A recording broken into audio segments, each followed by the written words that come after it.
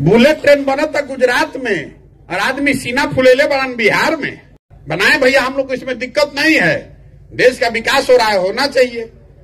लेकिन गुजरात के आदमी चलिए 1 लाख करोड़ के बुलेट ट्रेन पर और बिहार के आदमी के पैसेंजरों ना मिले के चाहिए। हमने कहा औकात नहीं खे। जे नेता हो तो कहता राष्ट्र के नाम पर वोट दो, समाज के नाम पर वोट दो, जाति के नाम पर वोट दो, पाकिस्तान के सबक सिखावे खातिर वोट दो। हम रवा के जोड़त हाथ जोड़ता नहीं कहता नहीं एक बार भैया अपन लड़का के चेहरा देख के वोट दो। आदमी कहता कि है तारा बुझाता भैया मोदी जी से देश के कल्याण होई। तो हम पहले ही कहता नहीं है भाई जितना मोदी भक्त लोग बाहन हम हाथ जोड़ता नहीं हम से झगड़ा करे नहीं खियाई। नमस्कार। सबसे पहले तो आप लोग सब लोग अपने अपने दिनचर्या से अपने काम को छोड़कर समय निकाले हैं, यहाँ आए हैं। कुछ लोग मेरे साथ चलते हुए आए हैं, कुछ बगल के प्रखंड से आए हैं जहां मैं नहीं पहुंच पा रहा हूं। आप सबका यहां आने के लिए, समय निकालने के लिए, मुझे ये अवसर देने के लिए कि मैं अपनी बात आपके सामने रख सकूं, आपसे मिल सकूं, इसके लिए आपका तहे दिल से शुक्रिया अदा कर रहे हैं, आपका आभार व्यक्त कर रहे हैं। देखिए जो पूरा जन सुराज बा, आधा से ज्यादा आदमी तो अभी यह चिंता में पड़ल बा। अभी जितना वक्ता भी बोलल है लोग, कोई एकरा के दल कहता, कोई एकरा के आंदोलन कहता। आधा से ज्यादा आदमी के तो बुझाते नहीं कि भाई पैदल काहे चलत अड़न। हम कोई से वोट मांगत नहीं कि आदमी सोचता कि हम तो वोट मांगियन तो हम वोट रुआ से मांगत नहीं की। आदमी जानता कि कोई नेता आई तो चंदा मांगी तो हम रुआ से चंदा मांगत नहीं की। आदमी वो घबरातन कि भाई पैसा कहां से पावत अड़न। वोट मांगते नहीं खन, पैसा मांगत नहीं खन तो पैदल काहे चलत अड़न। आ नेता जैसन हम कोनो राउर कामो नहीं की करत। नेता आके झूठे बोलता लेकिन कहत तबा कि अच्छा तार राशन कार्ड में नाम जुड़वा दे, कुछ ना करब तो तार नली गली बनवा दे, अब की हाली आई तो सड़क ठीक करा दे। तो हम पहले ही सभा में खड़े होके कहिला कि भैया हमरा से तो कोनो काम ना हुई, काम के बाद तो हमरा से कहियो मत। जन सुराज क्या है? जन सुराज दल नहीं है, ये सामाजिक आंदोलन भी नहीं है, ये समाज की मदद से एक नई व्यवस्था बनाने का प्रयास है। हमारा आंदोलन में कोई भरोसा नहीं है। आदमी कहता भैया आंदोलन करी, क्रांति ले आदी, तो हम लोग पहले ही कहता नहीं कि हमारा आंदोलन और क्रांति में कोनो यकीन नहीं थे। मानव सभ्यता के इतिहास को अगर आप पढ़िएगा तो आपको पता चलेगा कि फ्रांस के क्रांति के अगर अपवाद के तौर पर हटा दिहल जाओ तो दुनिया में किसी क्रांति, किसी आंदोलन से मानव सभ्यता का भला नहीं हुआ है। क्रांति और आंदोलन वो तेज हथियार के जैसा है। आप उससे, क्रांति से, आंदोलन से लोगों को सत्ता से हटा सकते हैं, नई व्यवस्था नहीं बना सकते हैं। तेज हथियार रही तो बड़ा से बड़ा पेड़ रुआ काट सकता नहीं, लेकिन पौधे को पेड़ बनाने के लिए तो उसमें प्रयास लंबा करना पड़ेगा। तो बिहार में हम क्रांति नहीं ला रहे हैं, हम तो उल्टा बात कहता नहीं। जे नेत्रवा खड़ा होकर जे जौना दल के माने वाला बा दूसरा दल पर दोष डाली कि बिहार काहे ए दुर्दशा में बा। हम कह रहे हैं कि बिहार में जितने लोगों ने शासन किया, जिस नेता को भी आपने हमने मुखिया चुना, जिसने जो किया या करने का दावा करता है सबको सही मान लीजिए। मान लिहल जाओ भाई हमने कि कांग्रेस बहुत काम कैल से 40 वर्ष तक। ये मान लीजिए कि लालू जी ने हम लोग को सामाजिक न्याय दिलवा दिया। ये मान लीजिए कि नीतीश कुमार के सुशासन से बिहार में सड़क, बिजली बन गया, सब कोई सुखी हो गया। लेकिन अगर सब के बात को सही मान भी लीजिएगा तो भी जो आज हम लोग की दुर्दशा है वो तो हमने के आंख के सामने बा। बिहार आज भी देश का सबसे गरीब, सबसे पिछड़ा, सबसे ज्यादा अशिक्षित, सबसे ज्यादा भूखमरी और बेरोजगारी वाला राज्य है। तो कोई सामान्य ज्ञान रखने वाला आदमी कहेगा कि भैया जौना रास्ता पर हमने के 50 साल से चलता नहीं जा, वो रास्ता पर चल के तो बिहार के कल्याण ना हो सके। कहां से कि पिछला 50 साल में 25 अलग अलग आदमी मुख्यमंत्री बना है। सब आदमी तो बेवकूफ ना होई, हर आदमी भ्रष्टाचारी नहीं होगा।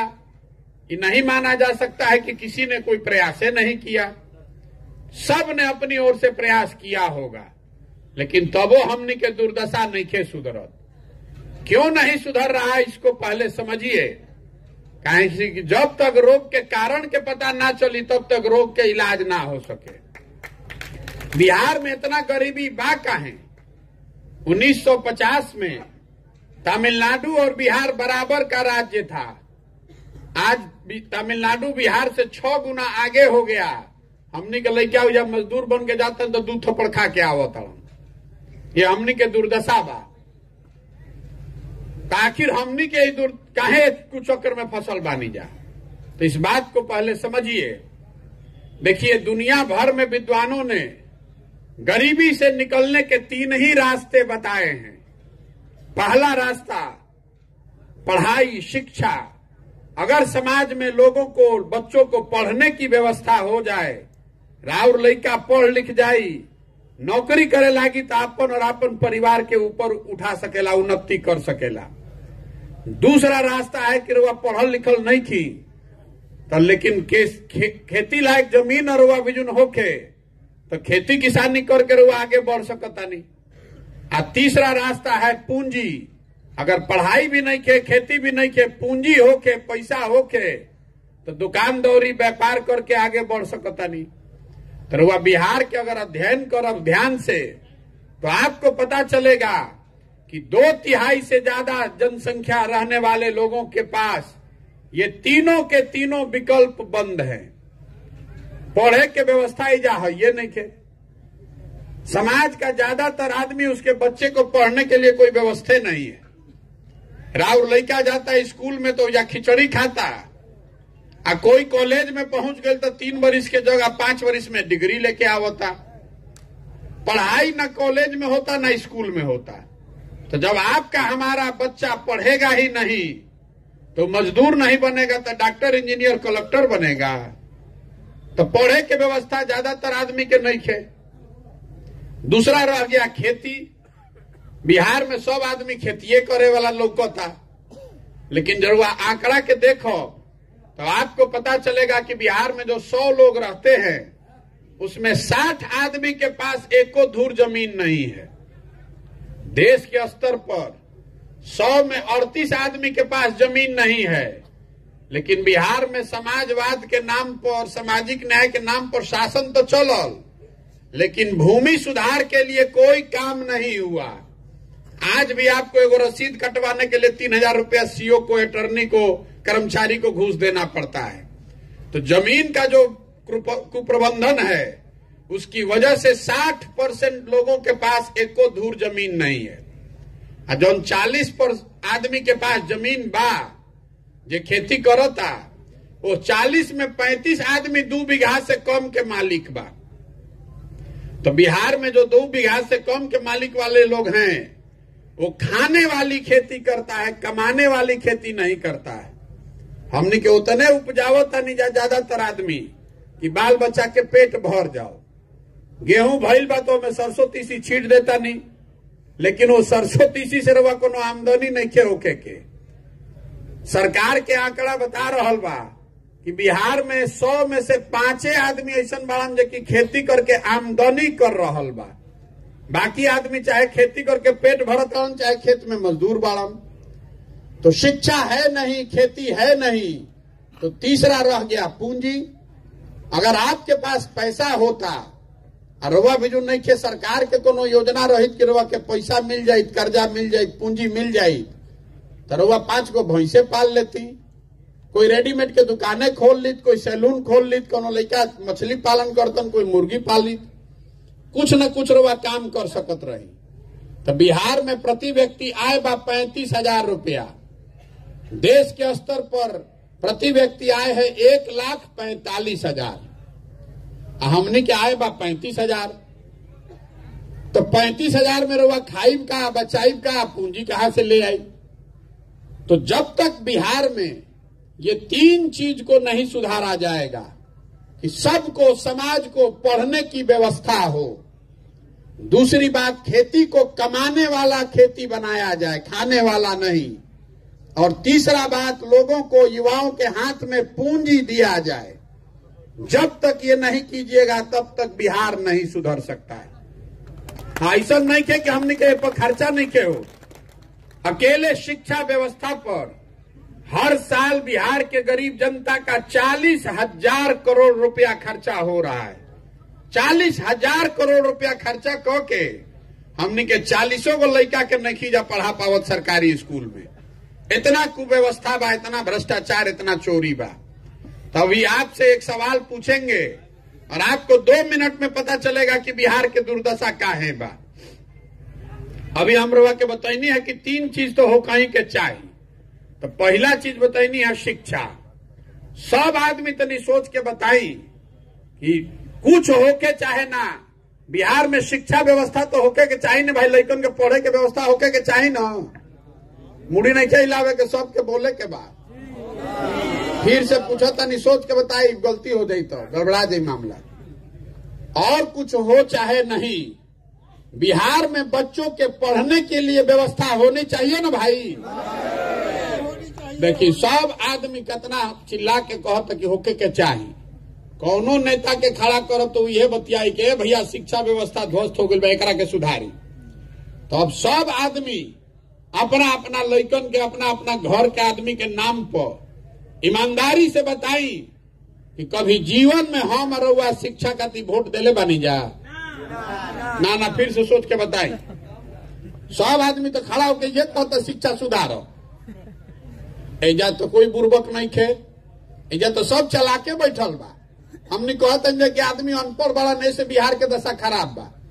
अरे एजा तो सब ज्ञानिये बैठल बा। रउआ कभी शिक्षा खातिर वोट देले बानी? नहीं की देले। तो बिहार के दुर्दशा के ये कारण बा। नेता में आके क्या करी? आपको मालूम है कि जब तक शिक्षा नहीं सुधरेगी तब तक बिहार का दशा नहीं सुधरेगा। लेकिन रउआ ओकरा पर वोटे नहीं के देवे के। रउआ मालूम बा कि इतना बेरोजगारी बा, राव आपन लड़का पढ़ लिख के घर में बेरोजगार बैठल बा, लेकिन रउआ रोजगार पर वोटे नहीं के देवे के। खाली खड़ा होके भाषण देवे के बाद अरे नेता बड़ा बदमाश बड़ा सन, नेता ठग लेता। भाई नेता मंगल ग्रह से आवता, नेता तो हम ही रउआ न चुनता नहीं जा। हम गांव में चलता नहीं पैदल तो आदमी कहता मुखिया बड़ा चोर बा। अरे भैया, तो हम मंचे से कहिला कि 500 रुपया लेके वोट देले बड़ा तू, तो मुखिया आके हरिचंद बनी। भैया 500 रुपया लेके वोट देता रहो, मुर्गा भात खाता रहो, पाउच पी के वोट दे आके कहता रहो कि मुखिया बदमाश बा, तो मुखिया जी घर के जमीन बेच के दियन पैसवा। तो जब तक आप नहीं सुधरिएगा तो नेता कैसे सुधरेगा? रउआ कहता नहीं कि नेता रउआ के ठगता।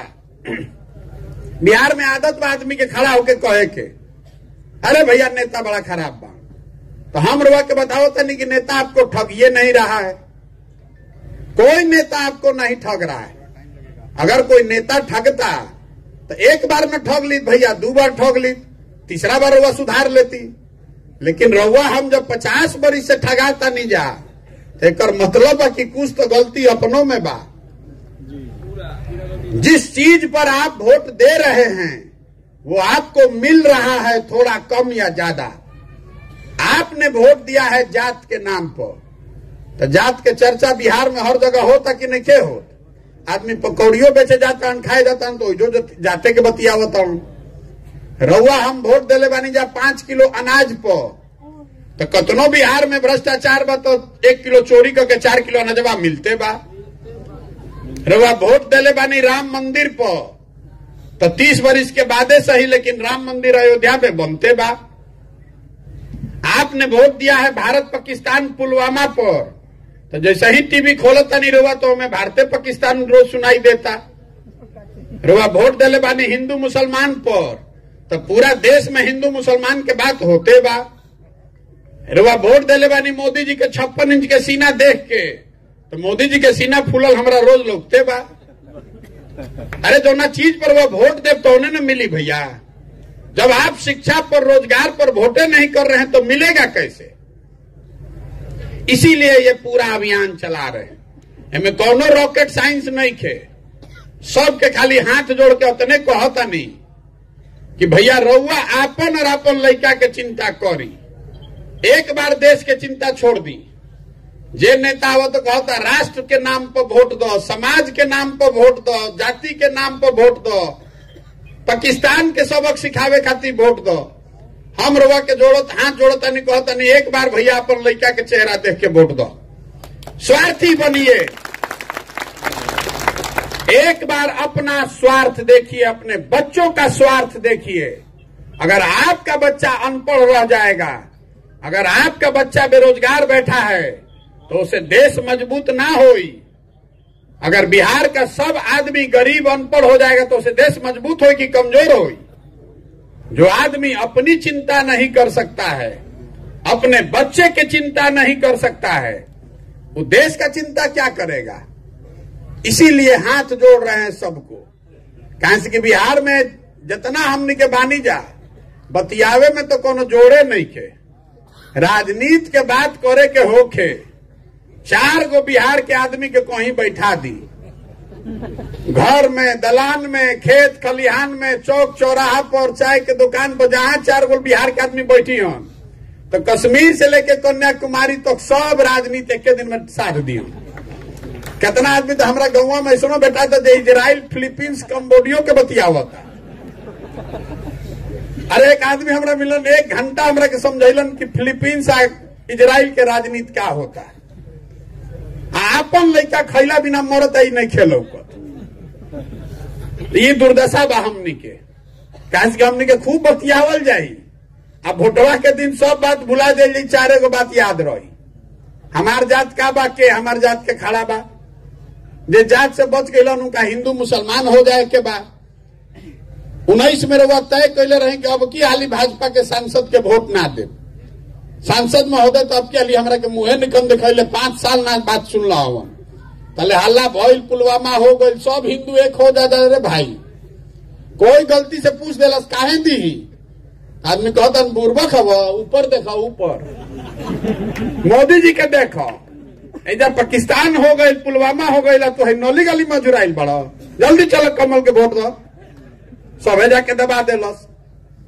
अब वही सांसद के यहाँ जाता नहीं, हम रोडवा पे चलते आदमी कहते हैं भैया संसद तो सुनते नहीं खन, तो हम पूछिला कि क्या कहता रहन, तो कहता कि तू तो मोदी जी के न देले रह, जा हमारा के मत दिया, काम ना करो, जा मत दिया वोट। जानते बा कि भाई अगला बार भी फिर रहुआ मोदी जी के नाम पर उछल उछल के वोट देवे करब। देखिए हमनी के दुर्दशा, मोदी जी के हम ही प्रचार करत रही 2014 में, 2012-13 में हम बिहार आयल रही, तो यूपी में, बिहार में जब हमनी के सर्वे करत रही जा, तो आधा से ज्यादा आदमी मोदी जी के नाम ना जानत रहन बिहार में। अब आदमी इतना ज्ञानी हो गई बा, हमरे के ज्ञान देता कि मोदी जी में कितना क्षमता बा, जैसे हम ही नहीं जानत। आदमी कहता कि है तारा बुझाता भैया मोदी जी से देश के कल्याण होई, तो हम पहले ही कहता नहीं है भाई, जितना मोदी भक्त लोग बाहन जा, हम हाथ जोड़ता नहीं, हम से झगड़ा करे नहीं खियाई, लेकिन आपको एक खुली चुनौती देने आए हैं। मोदी जी देश के विकास कैलन कि ना कैलन छोड़ दियो बात के, मोदी जी 9 वर्ष से प्रधानमंत्री हैं। मोदी जी के प्रधानमंत्री बने से बिहार के फायदा भइल कि ना यो छोड़ दी, एजा लइकन के रोजगार मिलल कि ना यो छोड़ दी। लेकिन आपको खुली चुनौती दे रहे हैं, रोज टीवी मीडिया बता रहा है कि मोदी जी 14 घंटा रोज काम करते हैं, 16 घंटा, और 9 वर्ष से प्रधानमंत्री बाड़न। लेकिन 9 वर्ष में मोदी जी ने बिहार के विकास के लिए अगर एक समीक्षा बैठक किया है, उसका आप हमको प्रमाण दिखा दीजिए, न्यूज क्लिपिंग दिखा दीजिए, न्यूज, हम कल से मोदी जी का झंडा लेकर चलने को तैयार है। हमने के बिहार से 40 में 39 गो MP जिता के भेजले बानी जब भाजपा के गठबंधन के, हमने के वोट एगो बैठकों भर नहीं खे, अगर नहीं खे तो वह फिर जाके काहे वोट दे मोदी जी के। और अगर दीजिएगा तो अपने बच्चों के बेरोजगारी के लिए आप जिम्मेवार हैं कि मोदी जी जिम्मेवार हैं? मोतिहारी से हम आवता नहीं है, मढ़ौरा में हम अभी काल जाए, घर आदमी कहते मोदी जी कहले रहन मिल चालू कराई, कहले रहन मढ़ौरा में, तो हमारा से काहे कहता नहीं भाई? 19 में जब वोटवा देते रही तब न सोचे के चाहत रहे। जिस मोतिहारी चीनी मिल में मोदी जी ने आकर कहा, हम ही लोग का लिखा हुआ भाषण पढ़ के कि भैया मोतिहारी चीनी मिल चालू हो जाइए, करे चीनी से चाय पियब तो वापस आई वोट मांगे। मान ली मोदी जी कहलन रवा के बुर्बक बना देलन, तो 19 में रवा जो मौका रहे ना भाई, वही मोतिहारी से फिर रवा 3.5 लाख वोट से मोदी जी के जिता के भेजनी सांसद के। अब तो प्रशांत किशोर का कुर्ता काहे फाड़ता नहीं कि चीनी मिल चालू कराई? भैया वोटवा देवे के रहे वो दिन न पूछे के चाहत रहे। ये जब तक हम लोग नहीं सुधारेंगे, जो आपको तकलीफ है उस पर वोट दीजिए। जकरा के वोट देवे के बाद दी, जन स्वराज दल नहीं के जकरा के देवे के बाद दी, लेकिन वोट दीजिए शिक्षा और रोजगार पर, वोट दीजिए अपने बच्चों के भविष्य के लिए, तभी बिहार सुधरेगा, ना तो सुधरे वाला नहीं खे। अब ये जो आदमी इतना जुटल बा, कोई आदमी कहला कि प्रशांत किशोर के पीछे लाग जाइल जाओ।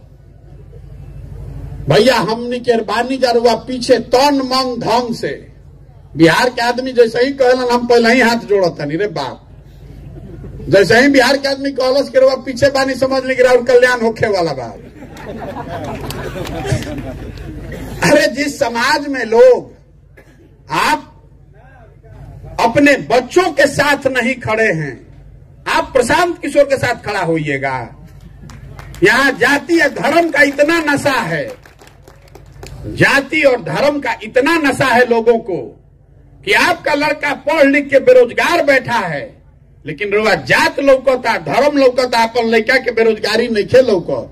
रुआ के हमरा के चढ़ावता नहीं कि रुआ खातिर भैया जान दे दे, तन मन धन दे दे। अरे रुआ कुछ ना दे, हम आपको हाथ जोड़ रहे हैं, आप अपने बच्चे के साथ खड़ा हो जाइए, उसी से बिहार का कल्याण हो जाएगा। प्रशांत किशोर के साथ मत खड़ा हो, अपना लड़कन खातिर खड़ा हो जाइए। एक बार संकल्प लीजिए, दलों के दलदल से बाहर निकलिए। आपने नेताओं को देखकर वोट दिया, विचारधारा को देखकर वोट दिया, वादों को सुनकर वोट दिया। एक बार अपने बच्चों के लिए वोट दीजिए। दे वोट तो अपने आप बिहार सुधरी। देखिए अगर इतना प्रभाव बा, तेजस्वी यादव ने एक झूठा वादा किया कि हम आए तो 10 लाख सरकारी नौकरी दे दे। अब जौना पार्टी के राज में 15 साल में एक आदमी के नौकरी ना मिलल, वो आदमी कहता कि हम 10 लाख सरकारी नौकरी दे दे। लेकिन उस झूठे वादे का भी लोकतंत्र की ताकत है कि सब आदमी पूछा था ना कि ये भैया कहले रहा 10 लाख सरकारी नौकरी देव, कब देव? पूछा था उनके नखन आदमी पूछो। आरजेडी के पार्टी का आदमी भी खड़ा होकर कहता कि अच्छा 10,000 दे देनी और व्यवस्था करो था नहीं। जिस दिन आप तय कर लीजिएगा कि पढ़ाई और रोजगार पर वोट देंगे, तो सारा दल जन स्वराज के बात नहीं खे, मोदी जी के भी आके चीनी मिल के बात ना करे पड़ी, रोजगार और शिक्षा के बात करे पड़ी। लालू जी को, तेजस्वी को, नीतीश को, सबको बोलना पड़ेगा कि शिक्षा के लिए वो क्या करेंगे। कोई झूठ बोली, कोई सच बोली, लेकिन पहला लक्ष्य ये है कि बिहार में चर्चा शिक्षा और रोजगार का होना चाहिए, फालतू का बात का चर्चा नहीं होना चाहिए। हमने के तो अभी शिक्षा रोजगार के बातें नहीं की जा करो, आपन लड़कन के कोई बातें नहीं के करो, सब नेता के बतियावत। पाकिस्तान में क्या होता, बुलेट ट्रेन बनता गुजरात में और आदमी सीना फुलेले बड़न बिहार में। हम चलता नहीं रोड पर, आदमी कहता नहीं भैया एगो गाड़ी के स्टॉपेज जा करवा दी। देखिए हमने के दुर्दशा बिहार में आज भी रेलवे से आदमी यह मांगता कि गाड़ी चलता ना भैया स्टेशन पे एगो स्टॉपेज हो जाओ। आ गुजरात में मोदी जी बनावता बुलेट ट्रेन। बुलेट ट्रेन बनावे के खर्चा बा 1 लाख करोड़ रुपया। अहमदाबाद से बॉम्बे जाए खातिर पहले ही से 20 गो ट्रेन बा, एरोप्लेन बा, रोड बा, फिर भी मोदी जी 1 लाख करोड़ का वहां बुलेट ट्रेन बना रहे हैं। बनाए भैया, हम लोग को इसमें दिक्कत नहीं है, देश का विकास हो रहा है, होना चाहिए। लेकिन गुजरात का आदमी चलिए 1 लाख करोड़ के बुलेट ट्रेन पर, अब बिहार के आदमी के पैसेंजरों ना मिले के चाहिए। हमने कहा तो नो औकात नहीं के। ये दुर्दशा है, तब सुधरेगा जब आप और हम सुधरिएगा। यही से चलल बानी तो आदमी तुरंत कहता कि भैया ये सब बात बुझाता, हमने भी जो विकल्प ना रहे रउआ दल बनाई, आप विकल्प बनाइए, आपके साथ चलेंगे। तो हम दल काहे नहीं बनाओ? दल इसलिए नहीं बना रहे हैं कि बिहार में पहले ही से 50 गो दल बा, ठगे वाला पहले ही से कम बड़न के गो हम बढ़ जाई। बिहार में दल कैसे बनता है? जे बनैलस दल उहे हो गई दल के नेता। आइयो कह दिलस कि हमारा बाद होयन हमार बेटा। आ कुल जाना तो लोग बिहार के आदमी जीवन भर झंडा लेके ढो जाए। वो दल नहीं है, वो तो परिवार का शासन है। अगर विकल्प आपको बनाना है तो सबको मिलकर बनाना पड़ेगा। गांधी जी आके वोट लेके इधर देश के आजाद करैलन। गांधी जी आए, आपको जगाया, आपके हमारे पूर्वजों को जगाया, समाज को यह बताया कि आजादी आपका अधिकार है। तो आपको भी समझना पड़ेगा कि नाली गली और 5 किलो आपके वोट का अधिकार नहीं है। वोट का कीमत 5 किलो अनाज नहीं है। वोट का कीमत है आपके बच्चों का भविष्य, अच्छा राज सुराज। तो जैसे गांधी जी सबके जगैलन, गांधी जी आगे आगे चललन, पीछे से पूरा समाज चलल, तब न देश आजाद भइल। तो अगर बिहार को गरीबी से, भ्रष्टाचार से, बेरोजगारी से आजादी दिलाना चाहते हैं, अपने नहीं तो अपने बच्चों के लिए करना चाहते हैं, तो आपको, हमको, सबको कंधा लगाना पड़ेगा। सबके खड़ा होके पड़ी। आदमी से पूछा था नहीं रहुआ काहे ना नहीं है विकल्प। आदमी कहता है भैया हमने भी व्यवस्था नहीं खे, जाति बल से कैसे निपटल जाई, धन बल बाहुबल से कैसे निपटल जाई, संसाधन नहीं खे। तो जन सुराज वो व्यवस्था है, हम आपको दे रहे हैं वो व्यवस्था, वो संसाधन, वो रणनीति। अब आप खड़ा तो होइए, अपने बच्चे के लिए खड़ा होइए और जन सुराज की व्यवस्था में जुड़कर नया विकल्प बनाइए। हम इसके नेता नहीं हैं, हम एक कुम्हार हैं। घड़ा कैसे बनेला? घड़ा तो मिट्टी और चाक से बनता है। कुम्हार कितनों कुम्हार होशियार रहेंगे तो बिना माटी या चाक के घड़ा बन सकेला? आप वो मिट्टी और चाक हैं। हमारा काम है कि आपको थोड़ा सा सहारा दें ताकि आप अपनी ताकत से खड़े हो जाइए। ये पूरा जन सुराज अभियान का जो लक्ष्य है कि गांव, शहर, कस्बा, देहात हर जगह जाई। जैसे दही के मथ के आदमी मक्खन निकालता, वैसे ही समाज को मथ कर ऐसे लोगों को निकालें जो अपने और अपने बच्चों के लिए बिहार में नई व्यवस्था बनाना चाहते हैं। समाज जिसको भी चुनकर निकाल देगा, आप जिसको भी चुनकर निकालिएगा, वो गरीब हो, अमीर हो, अगड़ा हो, पिछड़ा हो, हिंदू हो, मुसलमान हो, जेकरा के सब लोग मिलके चुनी, उसी के पीछे जन सुराज की, प्रशांत किशोर की पूरी ताकत, शक्ति, पैसा, बुद्धि सब लगाएंगे और आपके समर्थन और सहयोग से उसको जिता कर लाएंगे। अजय हमरा के जाने तो ओकरा मालूम है कि हम कहता नहीं तो बात में दम बा। पिछला 10 साल में हम और कुछ जानी चाहे ना, चुनाव लड़ावे तो जानता नहीं रे भाई। सबके मालूम बा ये बात कि आदमी अगर कह रहा है तो चुनाव तो लड़ा ही सकता है। जिसको भी आप चुनिएगा, एक बार जिसका हाथ पकड़ेंगे तो उसको भी हारने नहीं देंगे। 10 बरस में जिस दल का, जिस नेता का हमने हाथ पकड़ा है वो चुनावे नहीं हारा है। तो इस बार संकल्प करके आए हैं, बिहार की जनता का आपका हाथ पकड़े हैं और भरोसा रखिए आपको भी हारने नहीं देंगे। चुनाव का चिंता मत कीजिए, संसाधन, व्यवस्था, रणनीति का चिंता मत कीजिए। वो चिंता अपने भाई, अपने बेटे प्रशांत किशोर पर छोड़िए, अपने बच्चों के लिए खड़ा होइए, बनाइए विकल्प।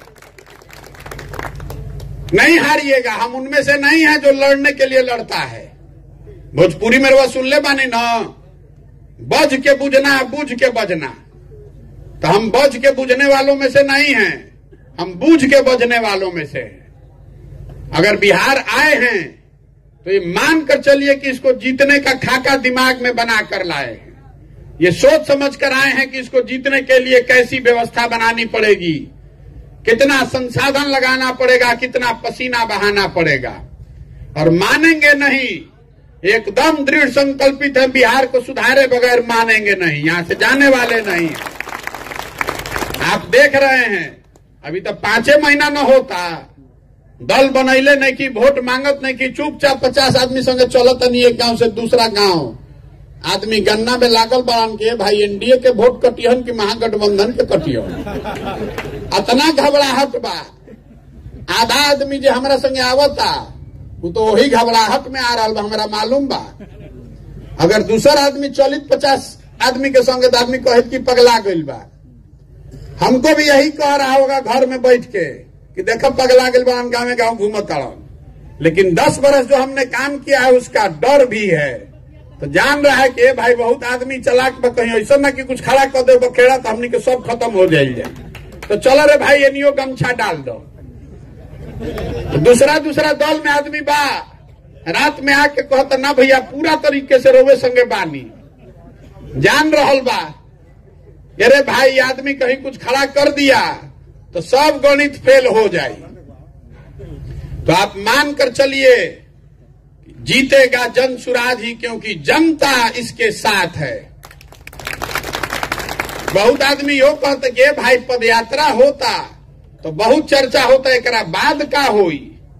कान में आदमी आके शुभचिंतक लोग भी हमरा कहता कि भैया पदयात्रा के बाद ही रुके के ना चाहिए, बढ़त रहे के चाहिए। तो आपको बता रहे कि तो पहले बुलेट है, अभी इतना बुलेट दागेंगे चुनाव से पहले कि पते नहीं चलेगा कि ऊपर से क्या गया नीचे से क्या खिसक गया। 14 में बुझाइल का भाई, तभी तो 3 बरिस बाकी बा। आप इससे जुड़िए, चुनाव जीतने हारने का चिंता मत कीजिए, अपने बच्चों के भविष्य को सुधारने के लिए जुड़िए और भरोसे के साथ जुड़िए। अगर आप में काबिलियत है, जज्बा है, तो कोई आपको रोक नहीं सकता है। और एक बात अब अंतिम कह के खत्म करो, हमनी के लड़का आ जाता सन बिहार से बाहर, कोई पढ़े जाता, कोई काम करे जाता, मजदूरी करे, जेकरे मन होता उहे 2 थप्पड़ मार देता, जेकरे मन होता उहे गरिया देता। बिहारी मतलब बुर्बक, बिहारी मतलब अनपढ़, ये शब्द बिहारी गाली बन गया है। हमने के सब आदमी बुर्बक बनी जा। अरे बिहार के लोग बुर्बक नहीं हैं, ये कुछ नेताओं ने हम लोग को बुर्बक बना दिया है। एक बार आप जग जाइएगा, ये तो ज्ञान की भूमि है। देवताओं को भी बिहार में आकर ज्ञान मिला है। 1500 साल तक इस देश की राजनीति इसी बिहार पाटलिपुत्र से चली है। हमने के आज दुर्दशा हो गई बा कि हमने के लड़का पढ़े खातिर या मजदूरी करे खातिर पूरा देश में मारल फिरत। तो इस व्यवस्था को बदलिए, अपने लिए नहीं तो कम से कम अपने बच्चों के लिए बदलिए। जाति धर्म मोदी लालू नीतीश प्रशांत किशोर से ऊपर उठकर एक बार अपने बच्चों के भविष्य और मुस्तकबिल के लिए जग कर वोट कीजिए, उसी से बिहार सुधरेगा। आप आए, आपने मेरी बात सुनी, इसके लिए बहुत बहुत धन्यवाद। एक नारा लगाकर हम लोग खत्म करेंगे। मैं बोलूंगा जय बिहार, आपको बोलना है जय जय बिहार, जय बिहार। छपरा के आदमी में हतने दम बा, हमारे साहबाद में गौर बा, रोबा से ज्यादा तो हम ही बोलता नहीं। जय बिहार, जय बिहार, जय बिहार। बहुत बहुत धन्यवाद।